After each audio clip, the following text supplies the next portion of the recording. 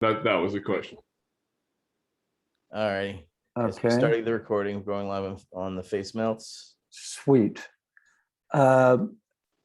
Yeah, that's a great question. And the idea of describing cannabis and the various products that you can use for various benefits, calling them medicinal as versus medicine is probably it's a good step in the right direction, I think, because specifically. Okay, we're going, everybody. All right, because specifically. Hello, everybody. Medicines. Oh, We're ahead, going Etienne. live right now. Sorry, Wade.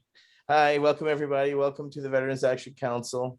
We are with the Roundtable number 27. We have a very special guest with us tonight, a gentleman that I met on Hash Church, and just an amazing all-around gentleman and a Navy veteran, Wade Laughter. He has been joining us recently, and we have composed some questions, and I guess we'll just kind of jump right into things right out the gate there. So why does cannabis have the effect it does in your body, Wade? Well, not to go too deep into this hole, but there's recent science has discovered a system in our bodies called the endocannabinoid system.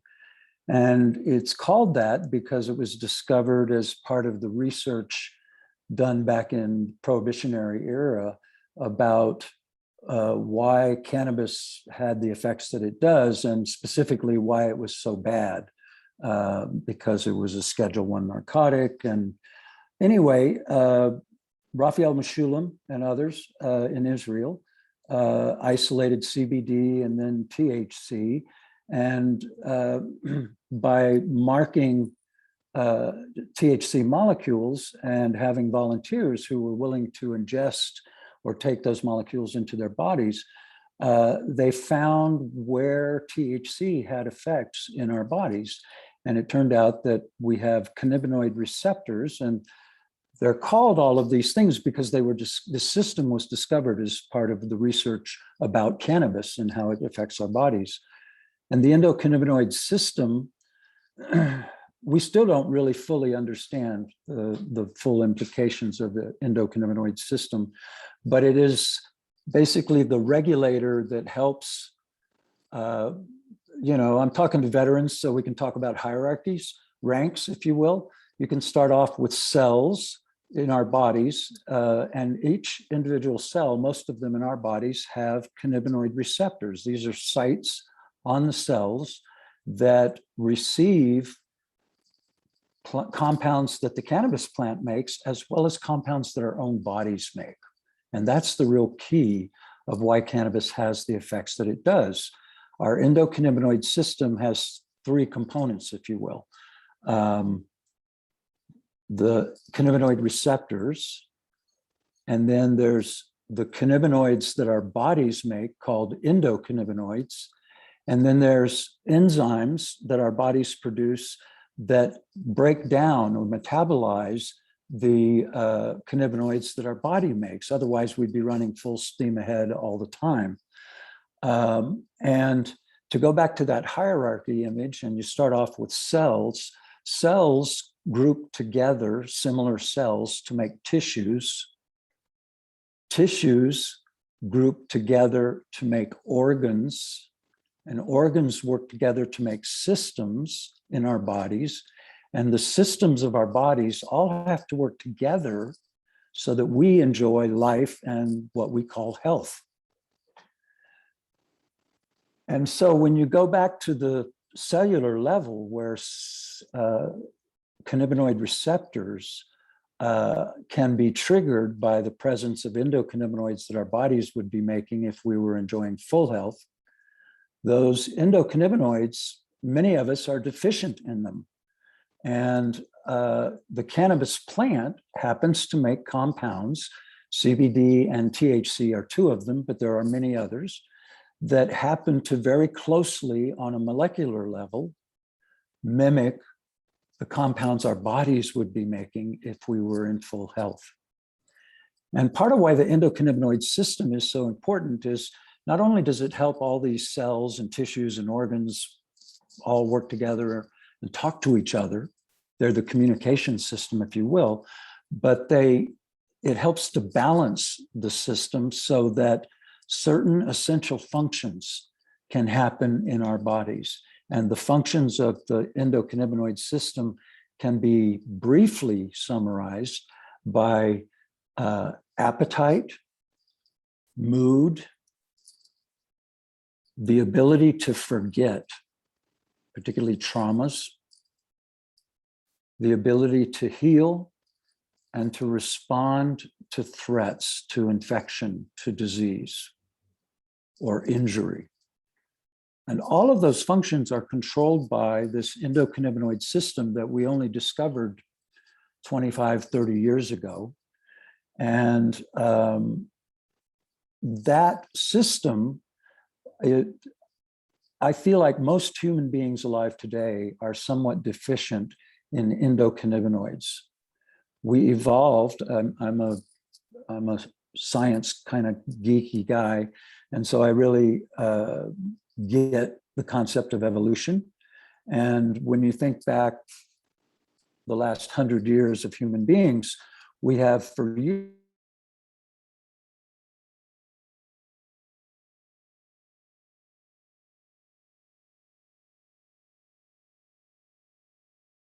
we made rope, we made sails.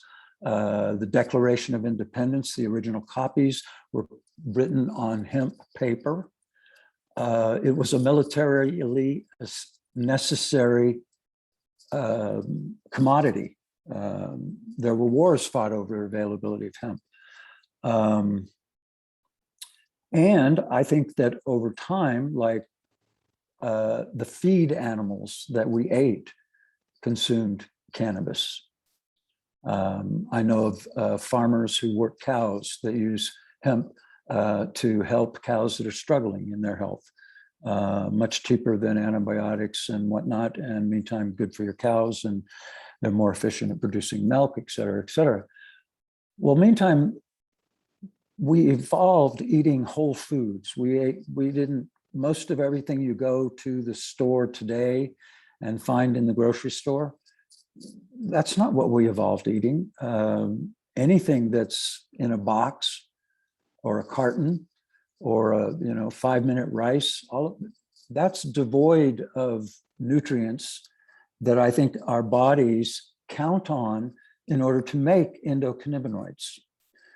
We have polluted our environment with, I took organic chemistry in college, loved it.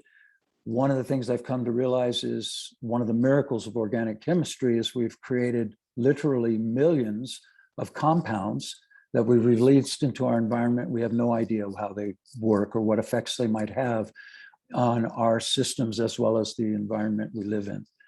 All of these are challenges to our endocannabinoid system's health.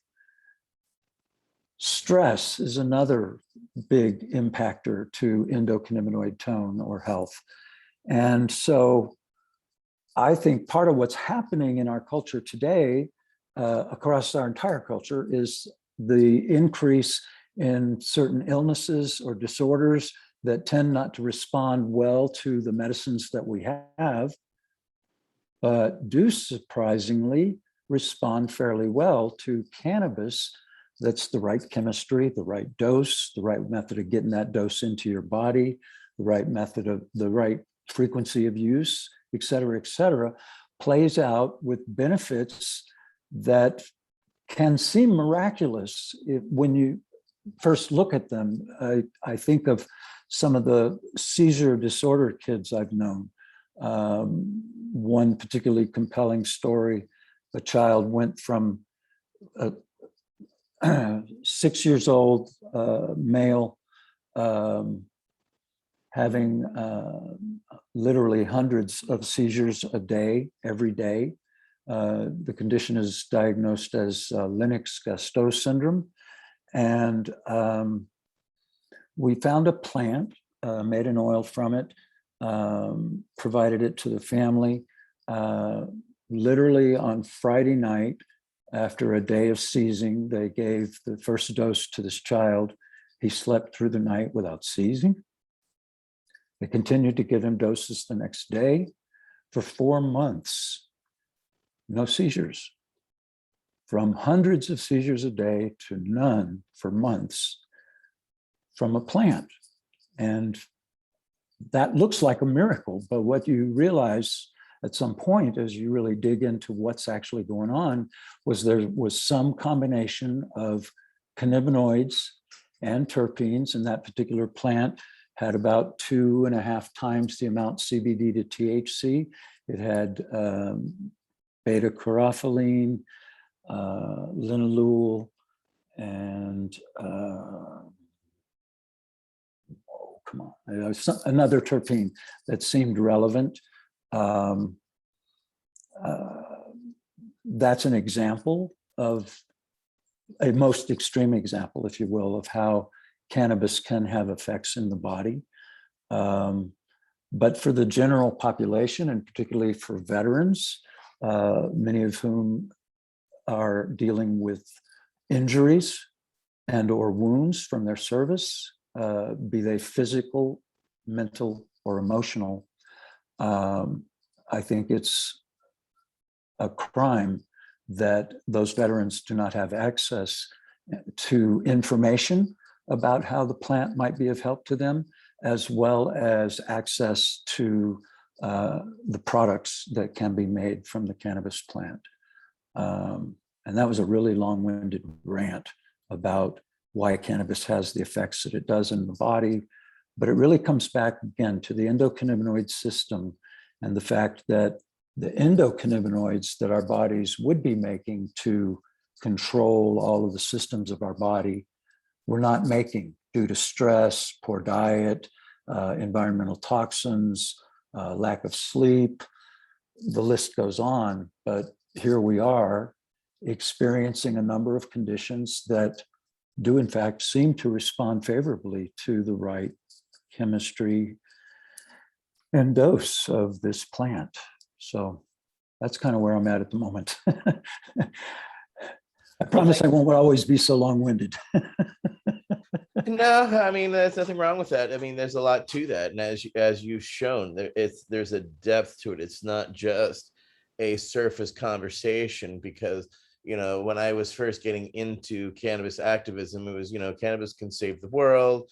Yum can save the world. You know, nothing bad can be, you know, be known about cannabis, but we didn't have science behind us. We didn't have the understanding of the endocannabinoid system, or that it had its correlation between cannabis and THC and CBD. So, and they're, you know, becoming actually, you know, locks for keys that we used to produce, as you say, but now we've found artificial means by, you know, however, our ingestion method that is actually helping us achieve homeostasis. And when you are sick, and if you've been stressed, or you have really pushed your body and mind and soul to the edge, when you finally reach a true homeostasis, it's an epiphany to so many people. And it's a shame that we've had to have met so many people due to their illnesses, as opposed to the populace as itself, because they are, you know, the populace as its general point is cannabinoid deficient across the board, which means the majority of our population is literally walking sick, and they don't know it, know why, understand why. But for some reason, when they use cannabis or they use different combinations, CBD, THC, it has an effect on insert illness here, their stress levels here, et cetera, et cetera. So it's a layered discussion and goes so deep to everything that we ingest, what a patient is using, what is their medication, what is their history of medication, you know, all these things, how much rest are they getting, exercise. You know, we're not really taught that so well in Western medicine, and it's not, or it's not fostered or continued in the way that Eastern medicines and others tend to do so. So I think even though you feel it was long-winded, as my response is extremely long-winded, it was carrying to the point that there's a lot to this. All right, I think Councilmember Crowitz, you have a question for Councilmember Laughter. So we had a very simple question, and I'm going to try to instigate you to go deep on this by making it a little bit longer. And the question was simply, why do you do what you do? But I'm going to make it a little longer by saying this. I see a little bit of a pattern here, and let me just describe the pattern. Okay, so you got a handful of military veterans that have stepped up and are doing things that are pioneers and leading, but doing things that, in my opinion, should have already been done. And I'll give you 3 examples, right? One of them is Jack Hare. Jack Hare, military veteran, runs a head shop, reads this paper that Mike Aldrich had in his PhD stuff 10 years earlier in New York on hemp, and how you can do this and that with hemp, and how the president of Washington grew it and separated the males from females and everything. That was his PhD dissertation where he found that stuff. It led a whole campaign in 1970, was it 1971 with the first Prop 19 campaign. It was all under that George Washington grew hemp, that was it. But anyway, Jack was driven by that, and basically is known as the father or even the grandfather of the hemp movement. But again, that was something he picked up in the 70s that Michael had published in the 60s. And then Dennis Perone, military vet, comes in with this Buyers Club and this idea based on some local initiatives to do a state initiative, and working with others around the state, basically pioneers the medical marijuana movement. But again, that was 1996. Talking about medical marijuana that we had pioneering doctors like Mikaria and Grinspoon and Weil and others publishing in the 60s and 70s and 80s already. And then, there's this guy that finds this interesting cultivar, puts it up there. I think the rest of the story. That's your story. And this is CBD was discovered, as I understand it, isolated in the 1940s. The cannabis movement found very little interest in it. A couple of expats went over to Amsterdam and came up with some interesting stuff that led to GW Pharma's products. But by and large, we didn't think much of it. I don't know why do you do what you do, and why do you have to, is the add on there. Yeah, I especially love that last part. Why do I have to? That's a really good observation. Well, at least part of why I do what I do is I've come to really love the plant. Jack Herrera's book, The Emperor Wears No Clothes, was certainly formative in my view, if you will, about cannabis. The Women's Alliance for Medical Marijuana down in Santa Cruz was another inspiration fairly early on. The model of you could access medicine that you might need by working in the garden, and it being a cooperative effort. And and then on a more personal level, part of what drove me, especially later in my life, to be so involved with cannabis was personal need. I have a fairly aggressive, I'm really good at making ocular pressure, which is a problem that expresses as glaucoma. And as I sit here right now, I'm mostly blind in one eye, and I still see pretty good with glasses in the other eye. But back when I was diagnosed in '95 with glaucoma, the eye drops that I was given had really good medical insurance, blah, blah, blah, made me profoundly ill. It was a real problem. And so since then, I basically used cannabis, because even then, pre-96, the federal government allowed that, well, for some reason or another, cannabis does seem to help with glaucoma. So, and I lived in San Francisco at that point. It was fairly easy to find cannabis of all different sorts. but a consistent supply and quality issues came to my attention, if you will. And I realized that if I really wanted good quality and to know that there was no funny business, no sprays or things I didn't want to breathe into my lungs, that I'd have to grow it myself. And so I did. I started growing in a little closet and quickly realized that was ridiculous. Then a garage, then the full basement of a fairly large home, and then a warehouse in the South of Market area of San Francisco. Those last two situations were under the auspices of a patient group. We had a collective. Because fairly early on, back when I was first producing flowers that I was willing to share, one of the first people that I was sharing with was a fella who had been a Navy diver who was dying of prostate cancer. And he had big lesions on his skin, and he was fairly late stage, but he reported that he really loved the herb that I was giving him. And it just helped me, I don't know, it kind of inspired me to realize that there must be something going on with this. I spent some time doing emotional support volunteer work with one of the AIDS project nonprofits in San Francisco. That brought it home even stronger to see people who were literally wasting away from not being able to eat to having appetite again. And it wasn't reversing their condition, but it was enhancing their quality of life. And that matters.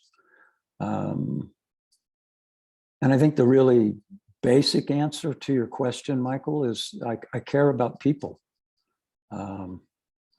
There is a lot of suffering in this world. And I think that anything any one of us can do to reduce the amount of suffering that's happening in this world, one should do that. So that's why I do this. I love the plant, and it just seems like the thing to do. It does no harm. All of the criminality and harms that have happened around cannabis have to do with prohibition, to making it a criminal act to work with this plant. And look at all the harm that's been done there. One of the things that drives me today is the dream that someday our culture would understand that we are, for the most part, cannabinoid deficient, and that our medical system, one of the real challenges to me of our medical system is it's set up such that nobody gets paid until somebody's sick. And so there's not a real strong interest in keeping people healthy. There's no profit in it, at least. But that being said, our medical system, they do the best they can with what they have. And all kinds of miraculous things can be done in the medical system. But I come back to the endocannabinoid system again. Healing comes from within us. Our bodies do the healing. Medicines, hospitals, doctors, therapies, all of those things can help in the healing process. Ideally, they do, and do no harm. But healing has to happen from within our bodies. It's motivated by, on the practical level, if you will, the endocannabinoid system. But I can go all woo-woo on you and start talking about spirit. And I think that one of the ways that cannabis can be of help, particularly to veterans, is in healing the spirit.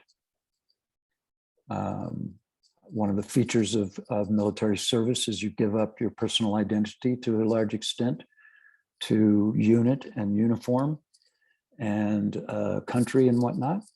And I think there's some value there. But a veteran who's no longer in that paradigm needs to reclaim their identity, to reclaim their place in society. And it's my experience that cannabis can be of help to that. And again, it's just stigma left over from prohibition and the fact that the people who make the rules in our country under our form of government are, for the most part, people who look like me but think pretty differently than I do on this topic. Can we leave it there?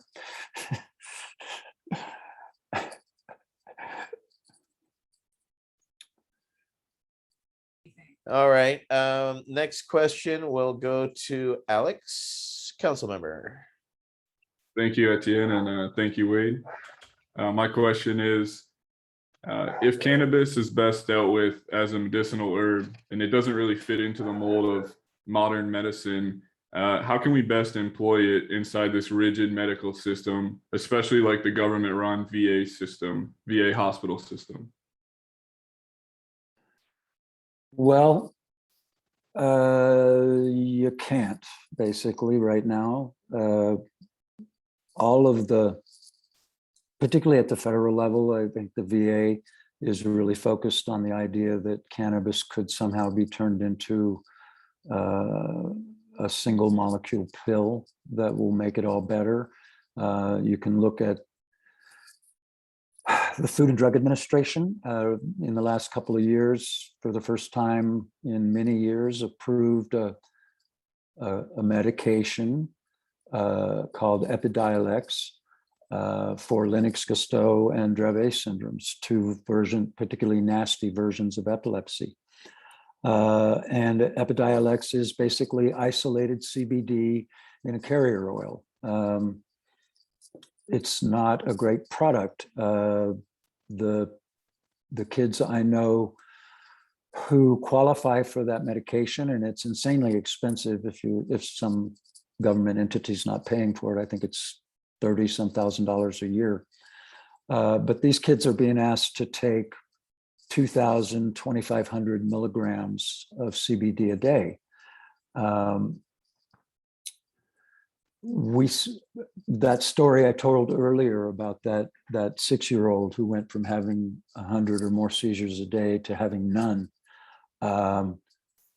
His dose today is at about, last I heard, it was around 250 milligrams of CBD over the course of a day, and he's getting about 150 milligrams of THC and some CBG in his formulations, and they're having good enough success that he's actually going to school.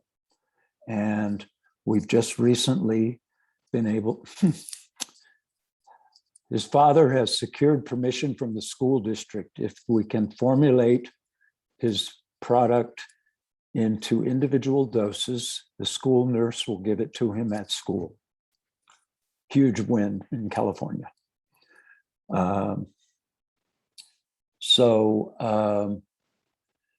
challenge with the VA and, quite honestly, most medical research, all randomized double-blind clinical studies have to be done with isolates. Whole plant medicine, you can't standardize it. It's not easily repeatable.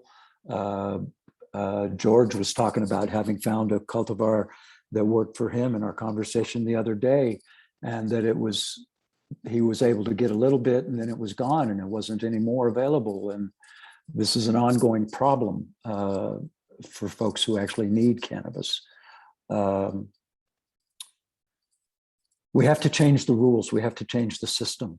I know that, I believe here in California, I don't know if that the governor has signed it, but there's supposed to be some legislation moving to allow hospitals to dispense, or to allow patients in a hospital to receive cannabis preparations. I'm not up to speed on the details of it. That's what we have to do. We have to change what's possible. We have to assert patient rights to try their own medicines. And part of that is educating the medical establishment. Early when we first jumped on the call here this afternoon, I was telling a story about a conversation I was having with a friend who's a doctor and researcher at a major medical institution. And she's reporting that there's great enthusiasm across many departments at that teaching center about cannabis and its potential effects in their fields of study. So it is changing. It's going to take time. I was talking with another activist this morning about trying to change cannabis law in the United States, and it feels a lot like water wearing away at a rock. It happens over time, but it's taking a long time. And the tragedy is there's many people who need it today. Some of them are probably listening to this conversation, and the tragedy is we're not doing enough to make this plant and the products that can be made from it available to those who most need it. It's, you know, the adult use recreational market is great. We got here because of medical need, and we're leaving those people behind. And that's another part of why I do what I do. I want to see people have access to quality products that address their needs. Right on. Next question is from Councilmember Armstrong. Councilmember. So first of all, Wade, I would like to thank you for being here tonight, and personally thank you for all that you do. We need more people like Wade in this world, and especially in the cannabis industry. So I really appreciate you joining us. My question, would Harlequin ever likely be working in a field of THC restrained plants? In other words, did the fact that the field was unrestrained and was being grown with other THC plants is possibly part of the reason that it developed? And then to add on to that, I would ask you what you think of the as far as mixing cultivars, what we've done to that in the last 15 years. I'd like to hear your overall thought about it. But as far as Harlequin goes, I think the question is mostly, we have all these THC restrained fields around here. And is that another thing where prohibition is preventing the production of, or the finding of these life-saving cultivars? Multi-dimensional question, George. Well done. On Harlequin being affected by the plants around it, I think there is a thing that goes on.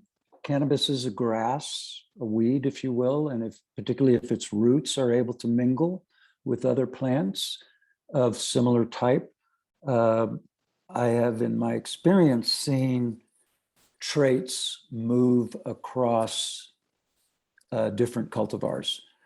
But Harlequin, part of what made Harlequin significant and as well known as it is that it had an abundance of CBD, and the cannabinoid profiles are pretty locked in by the genetics of the plant. You're not going to see a big shift in my experience. I'm not a plant biologist per se. I have some experience with it, but in my experience, yeah, you're not going to change the cannabinoid types and their relationship to each other in quantity very much. You can significantly enhance how much of them there are on the plant by the conditions that it's in and how well it's doing. And when I'm talking about traits moving across cultivars, I was growing years ago, back when I was working indoors, I was growing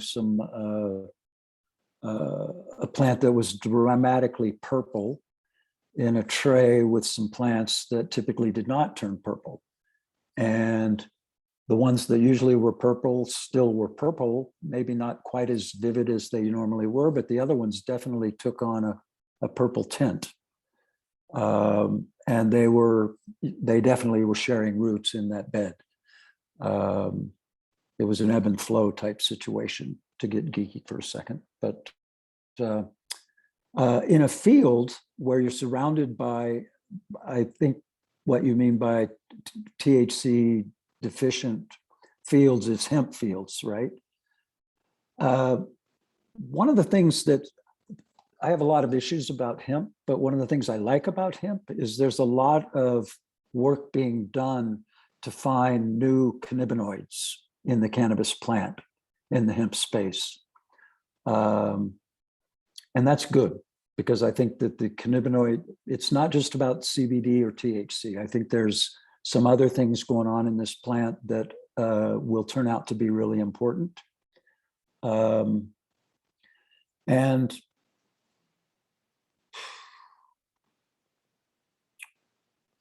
I don't know that I answered your whole question, George. I feel like I've left something out. Go for it.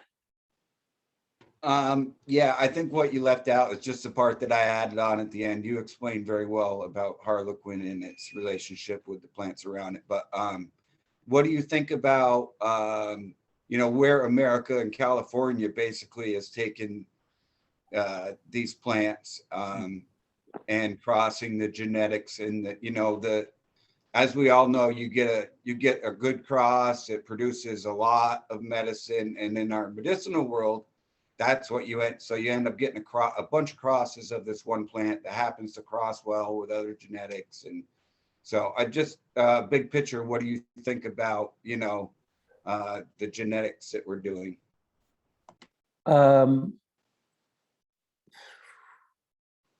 Great question. Not an easy answer.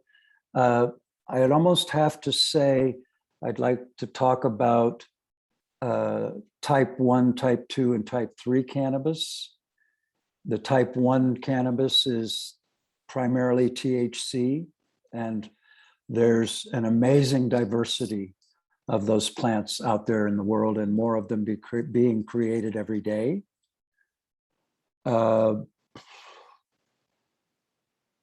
Not that many of them are what we would think of as stable seed lines. And I don't know that that's good or bad. It feels like the limited experience I have working with THC predominant cultivars these days,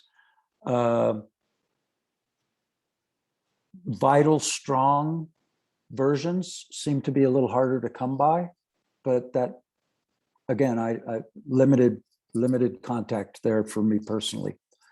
I grew a couple of THC plants this summer, and they did quite well. So, and yeah, I got the seeds from a seed company, and I'm looking forward to making some hash with them. On the type 2 cannabis, which is Harlequin, among others, there's many others. I think there is some good breeding happening there. I've seen a number of different products coming out on the market that are anywhere from 4 times the amount CBD to THC to 4 times the amount THC to CBD. That whole range in there is to me, even up to 10 to 1. There's real interesting possibilities in there, and not just because of CBD and THC being together, but many of those cultivars are producing minor cannabinoids in some abundance. And again, I think this is something of interest to those in need. And for a lot of conditions, I really have for years tended to steer people towards type 2 or type 3 cannabis. Type 3 cannabis, many hemp cultivars fit into type 3. They're predominantly high CBD, not much THC. But again, in the hemp space, one of the things that's really nice that's been happening in the last few years is a lot of novel cannabinoids. And for example, I heard recently that there's a plant that's come forward that produces just CBG, no THC, no CBD. And yet, and its whole plant. I'm looking forward to seeing what other cannabinoids might be in it. So I on the whole, I'm not discouraged about the state of the cannabis plant genetics. I feel like CBD has had the effect of balancing the global plant and the interest in the various cannabinoids that the plant can make for our well-being. And yeah, I that's all I got on that. All right. Sweet. Councilmember Crowitz. Yeah, man. That's the idea of creating a global balance with the CBD is brilliant. That's a very interesting point. You know, the focus on THC and where that's led. Yeah, I can see your point there. It's very interesting. Food for thought. I'm gonna have to go with that.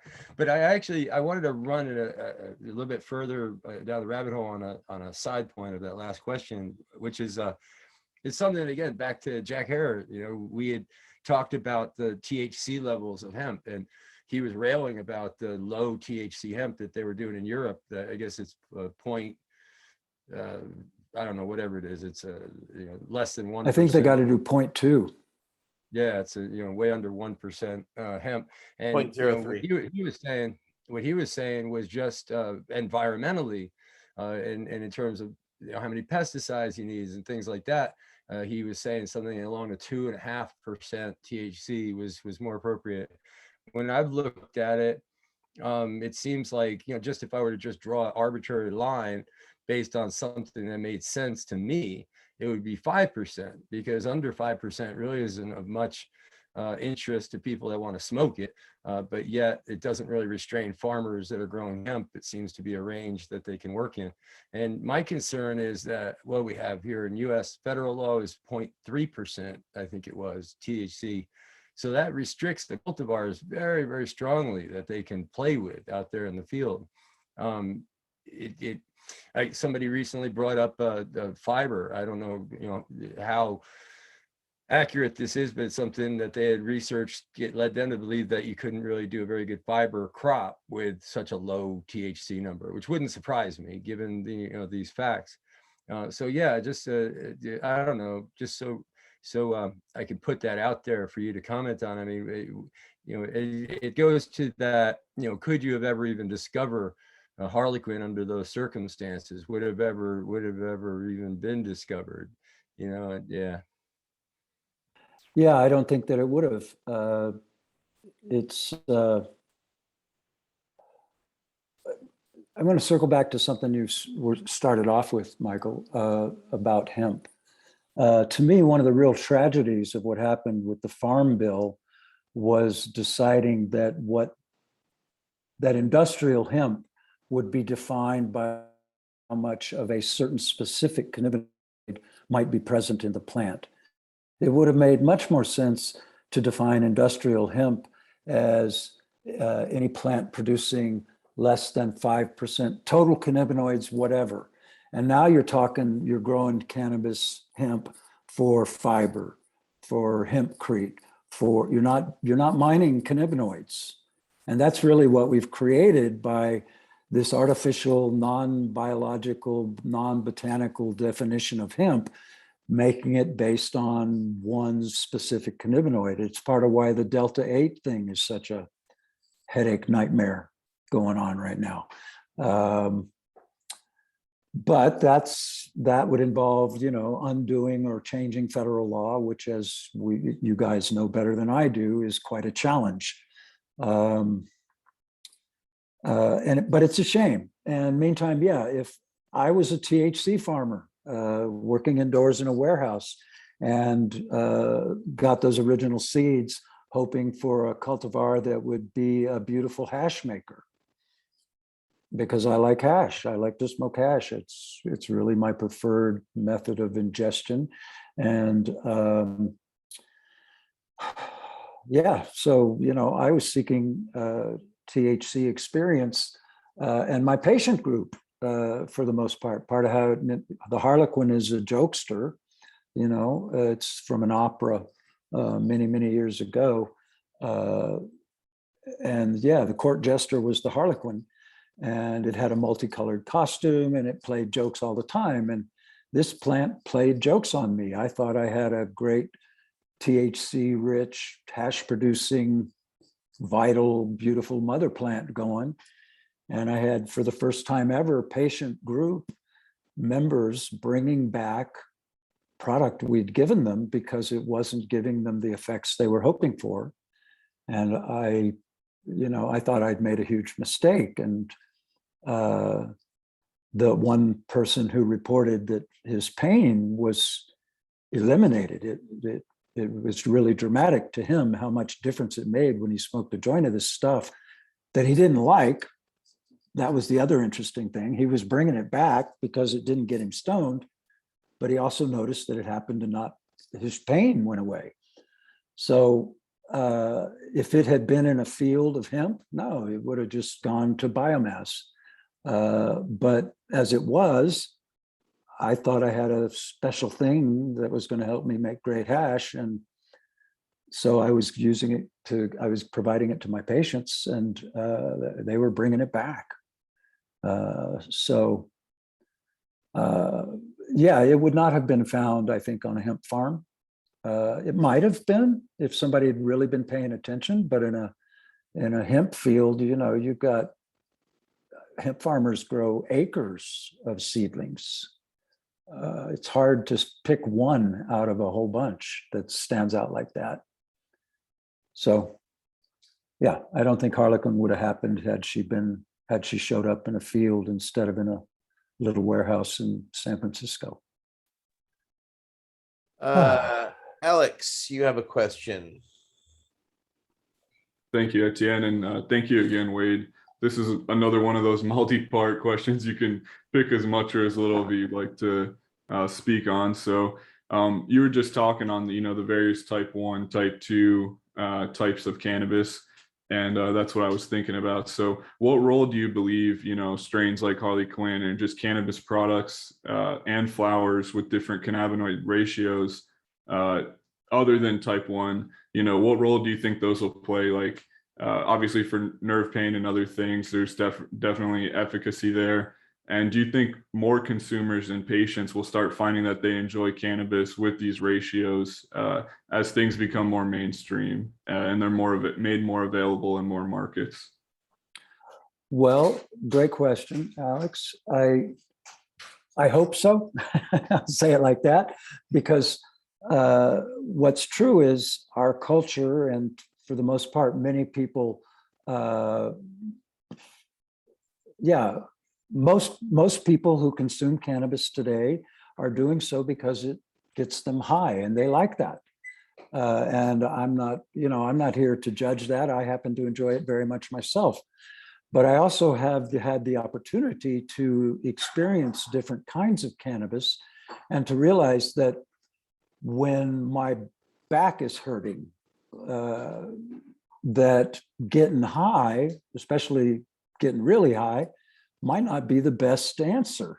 That maybe what I want is something that's gonna, instead of getting me really high, it's gonna help me feel better. It's gonna reduce the pain signaling from where I hurt my back.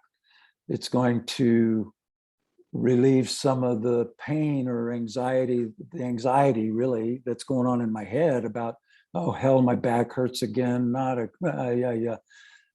I'm sure some of you know exactly what I'm talking about. Might not be back pain, but many of us live with pain. And type 2 and type 3 cannabis at the right dose. And again, the wide array of chemistry that the cannabis plant can produce, I think most consumers just don't realize that yet. I think most consumers today, when they go into a dispensary or a legal store, I don't like this analogy, but it kind of works. They're looking for high THC. So that's a bit like going into a liquor store and asking for the highest proof alcohol you got.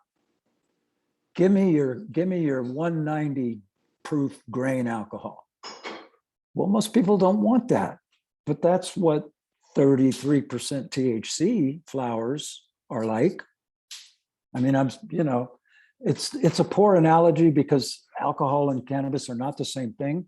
But for the most part, the consumer still has that viewpoint where they're really looking for the grain alcohol. They want the biggest bang for the buck, and they're missing a lot of the potential joy and quality of life that's possible with finding the product that's going to be right for them. And I think that's really a thing of educating the public. And once they try it, if they are free of the expectation, like go back to Harlequin's story, my patient group was used to what they got from Wade was going to get them high. That wasn't happening. I did not, and I didn't know I needed to make those changes in their expectations. Now I do. And I think that some aspect of the industry, we have to educate the consumer on what's possible. And ideally, someday, enough people would understand that our culture might be more healthy, that we wouldn't have so many of the health problems that we have. We might not have so many veterans who feel a need to take their own lives because their lives don't seem to be working for them right now. And it's tragedy. And I like a saying that I've heard before: be the change you want to see. Make it happen. That's one of the things veterans are good at, getting shit done. And we need to make this happen. Bless you, sir. Absolutely. Councilmember Armstrong, you have a follow-up question. I'm not sure it would count as a follow-up question, but I wanted to ask Wade about, so you're talking about different cannabinoids that are going to help people differently. What I found in my journey was, eating cannabis was much better for pain. When I had pain, like you said, if I was smoking cannabis to get results, not only was I getting bad results, sometimes it made you feel like the pain was actually heightened. So I was wondering, if you could go over how that changes. So for example, like most of the medicine you're providing for these patients, I'm assuming is oil, is RSO, and they're eating it. So a lot of us smoke our medicine for our mental health conditions and for our pain.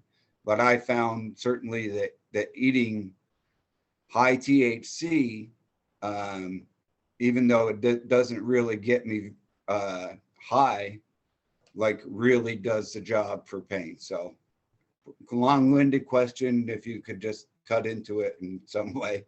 No, that's a great observation, George. And that's my experience as well. And part of that, again, I'll point back to our bodies and how cannabis works in our bodies. When you smoke or vaporize cannabis, the cannabinoids are entering your lungs. And from the lungs, they go straight into the bloodstream, go straight to the brain, because the body is designed to get that oxygen that you just brought in to the brain, because that's the center of all the activity. And that's appropriate. And it's part of, there's benefits to inhaling your cannabis in that it comes on quickly. It's fairly easy to control your dose. For certain conditions and certain situations, it actually seems to help a lot. But to your point about pain, that is my experience as well. If I'm not careful about what I'm smoking and I'm in pain, I can actually make the pain worse. It feels worse because I'm more aware of it. I feel more sensitive, if you will. When you eat or ingest, and I frequently hit on a high potency oil that's titrated into, I think this is an olive oil.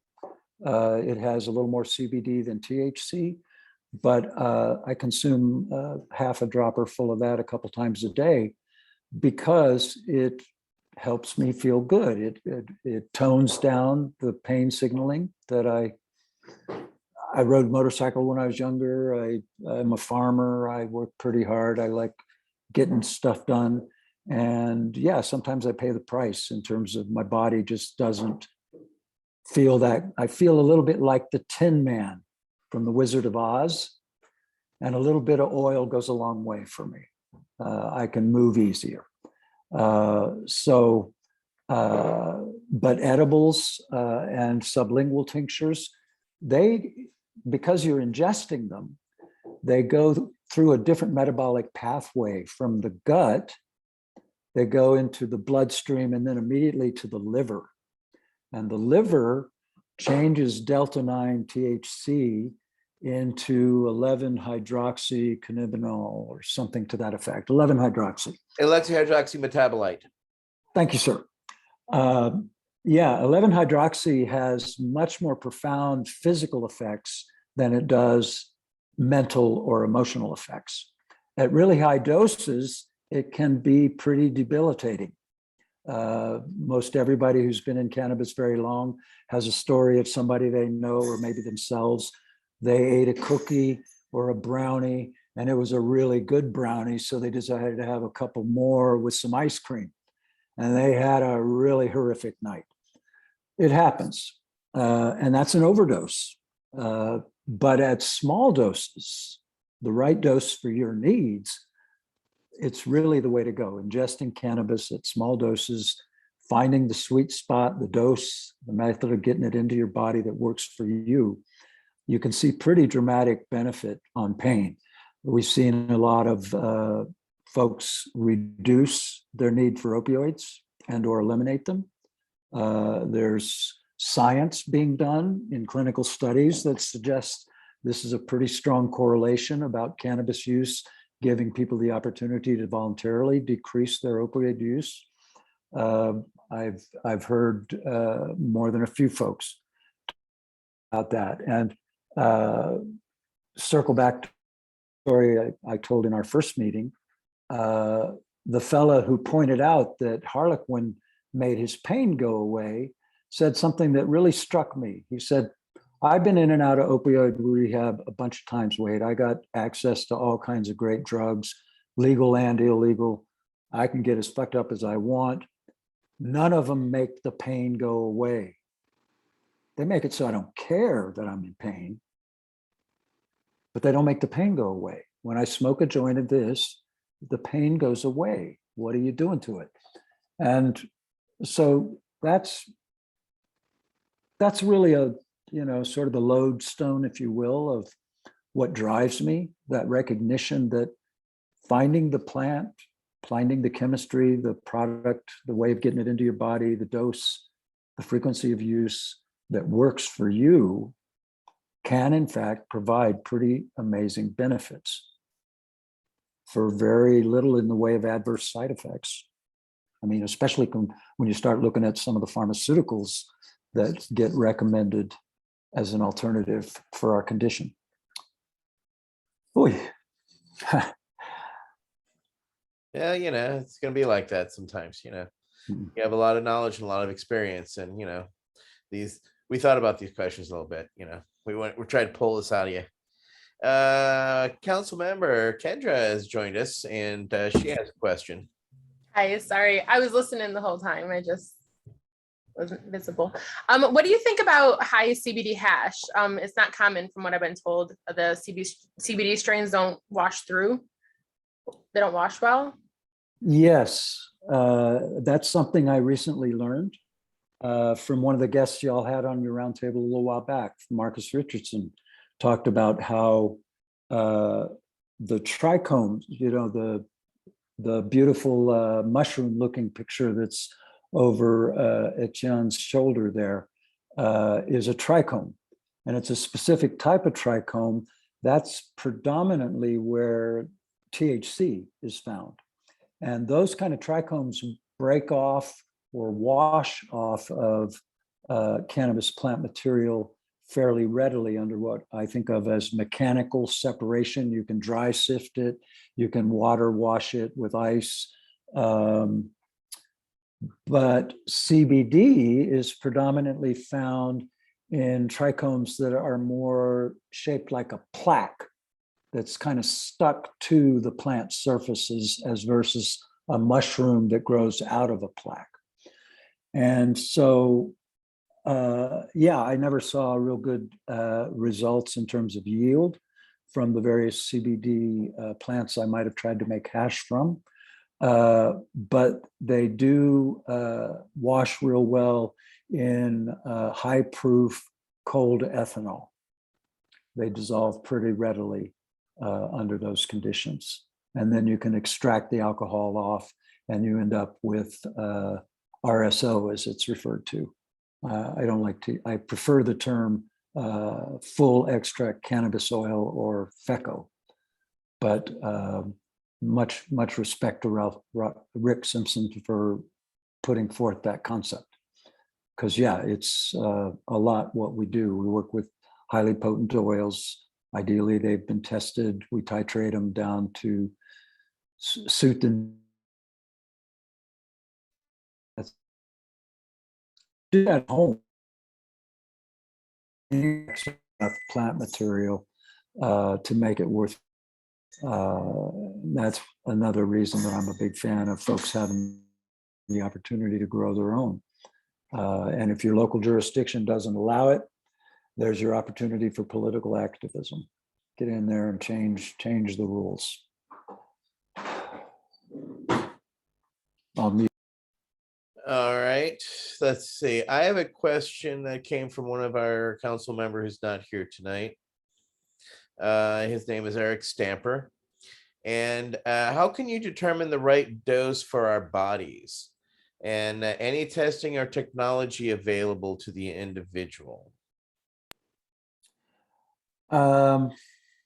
What I usually do is when I'm first meeting with a person to sort out what their condition is and what needs they might have, we talk about what is your previous experience with cannabis? Was it good? Was it, if you have no experience, what's your feeling about the possibility that you might get stoned? Because I really like to have some CBD and THC together.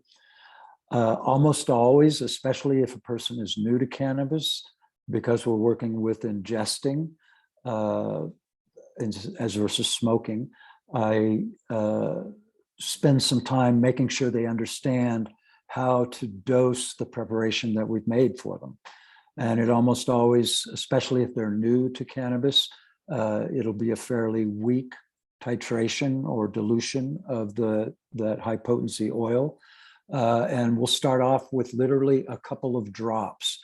And if they're having trouble defining what I mean by that, I'll literally take the product that I've made for them, childproof caps, put some like this, and literally just put a couple of drops on my hand. Can you see that? Yeah, a couple of drops. And lick it off.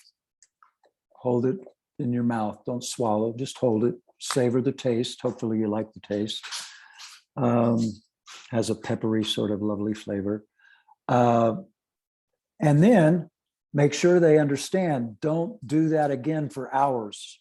See how it feels to you. Maybe wait till, like I usually ask them, do it on a day when you don't need to do anything else. First thing in the morning, if you like to have a cup of coffee and a little breakfast, do that. Then do this and wait until lunch before you even think about taking any more. And even if you do take more, do the same thing. Don't increase the dose. Stay with that same dose, because that first dose is still in your body, still having effects in your body, and you're fixing to double the dose. So, and in that way, over time, in a period of days, most people with guidance, usually take some guidance, because I've had people think that they were supposed to take 2 droppers full instead of 2 drops. And that didn't work out well for that person. But yeah, they have to sort out for themselves how to find the dose that works for them. And usually especially if they're new to cannabis, I explain to them what feeling psychoactivity might be like. And if they start realizing, oh, this must be what he's talking about, to really look at it honestly. Does this feel okay? Is this all right? If that's the case, then maybe you found your sweet spot, the dose that works for you. Ideally, they might have noticed some of the more subtle effects. Maybe their pain has receded because they've been doing it for a day now. They've had 3 or 4 doses. And maybe their pain is a little less. Maybe their appetite's increased. Maybe their mood is a little better. These are all subtle things that are benefits that are possible, but are not as easily observed as psychoactivity. So one of the things that I shoot for is guiding them to the point where they can find the dose that gives them the benefit they're seeking without psychoactivity that becomes uncomfortable or keeps them from feeling like they can go to the grocery store or work with their children or do their job. Does that make sense? That sum it up in a way that makes sense? Absolutely. It's things I've always taught people is, get a diary, notate everything, how you feel beforehand. When did you feel onset, mark time, so that there's little things so that when you come out of the experience that you can go back to, so that I can absolutely agree with you on your dosage. Start off light, start off easy. We've all seen the horrors of people going way too far, way too fast. Even a gentleman ate one of those little decadoses on an airplane and stripped off all his clothes and ran up and down the aisles. So that's real world, not kidding you. It's funny to laugh at. However, that's bad dosage, people not knowing themselves, and also environment is key. You don't do these things and go to amusement parks.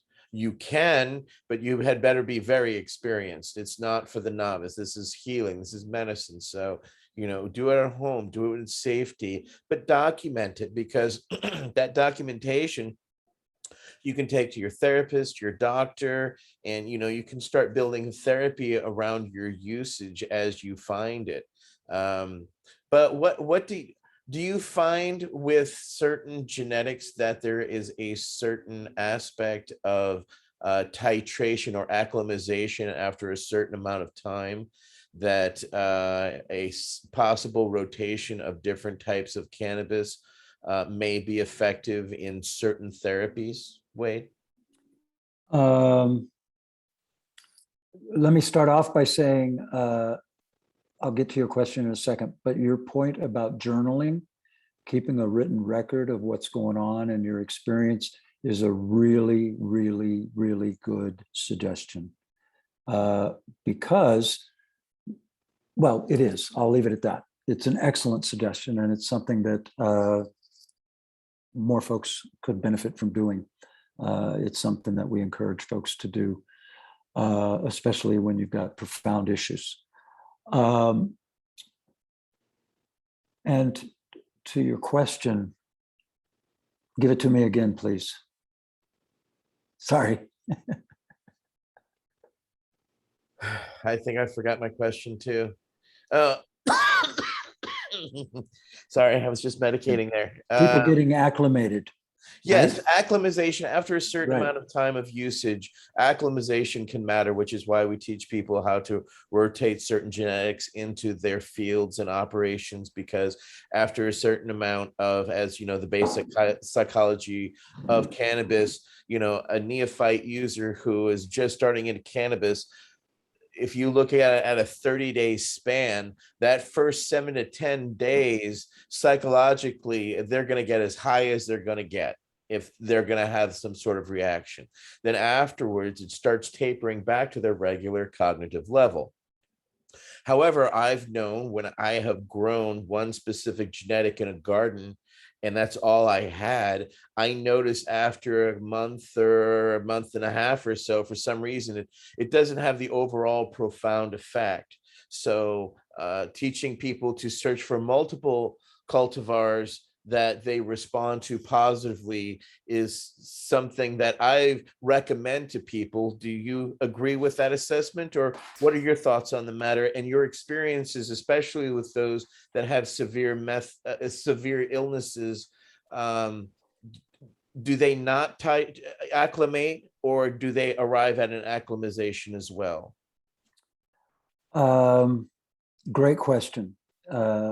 And not a simple answer. Yes, people get acclimated to a specific version of cannabis. Some of that has to do with how often you're using it. How much does your body need it? What are the effects that you're seeking from using it? But I think anyone who's had access to large quantity of the same plant material for a period of time has had the experience you described, Etienne. It is a thing that happens. I'll say this, in the realm of seizures, what we shoot for is when we find a cultivar that works well for a person, we try and find cultivars that have similar chemistry, similar terpenes, similar cannabinoids. They're going to be different because they are different. But if you can find something that has at least some similarities, we often see some benefit that carries over. May not be as effective as the one, but it can give a bridge to allow the body to reset. The other thing that I like to point to, it's not real popular, but it makes a big difference, is if you find that you're getting acclimated to what you have and you don't have access to anything else, taking a break, stopping for even a day can make a big difference in how your body experiences it. And I've heard in talking with physiologists that if you really want to reset your endocannabinoid system, allow 2 to 3 weeks of fasting from cannabis use, and then you'll get a whole new experience when you start up again. But in my experience, taking even a day off can make a big difference if you have no other options than what you've got. The other thing you could do is, for example, if you've been smoking one thing for a period of time, maybe take a batch of it and make an edible with it. Get a different method of ingestion and getting it into your body. You might find it a renewed potency experience. That's kind of all I got on that. But yeah, it's a thing. It does happen. But you can get really dramatic benefit if you can discontinue use even for a day. That's amazing. Thank you so much, Wade. I would like to thank our council members, Michael Krawitz, George Armstrong, Kendra Billersawi, Alex Popoff, and Wade. Needless to say, we forward to having you around and more often. And because, like you, people hear you and see you and they don't realize that you're a veteran. And it's not something because of our service. It's not something that comes to the forefront in my work. It has in time. But most people are like, wait, you were a veteran? Oh, wow. That's really surprising to me. So you don't seem the type is what I get. Anyone else get that same situation? Well, full disclosure here, I'm of the era of the draft. And I was one of those folks who won that draft lottery that started happening. My number was 34. So I had high likelihood of being drafted and ending up at that point, we had about 450,000 draftees in country in Vietnam. And there was no way in hell I wanted to go there. Like I said, I had a guy I looked up to who lived right next door to me when I was just starting high school. We moved into a new house and the kid next door was just finishing high school. He enlisted in the Marine Corps, went right to Vietnam, came back in a body bag. And in the meantime, I'd had a chance to get to know him for like a year and a half. And it really affected me, man. It was like, holy shit. This is crazy. We're sending people off to die in the jungle. So anyway, I feel deep respect for this group, for the work you've done and are continuing to do. And yeah, I really look forward to more opportunities to interact with all of you. You're doing a special thing, people. Thank you. Well, thank you for your work and your dedication and your continued work and dedication. And we look forward to what we're able to do together. So thank you, everybody, for joining us for this special edition of our Veterans Action Roundtable with Wade Laughter. And we'll be back in 2 weeks. We're going to have a nice discussion with Michael and a group regarding the United Nations and what's transpiring at the international level. So thank you all very much. Have a great rest of your night, and we'll talk to you soon.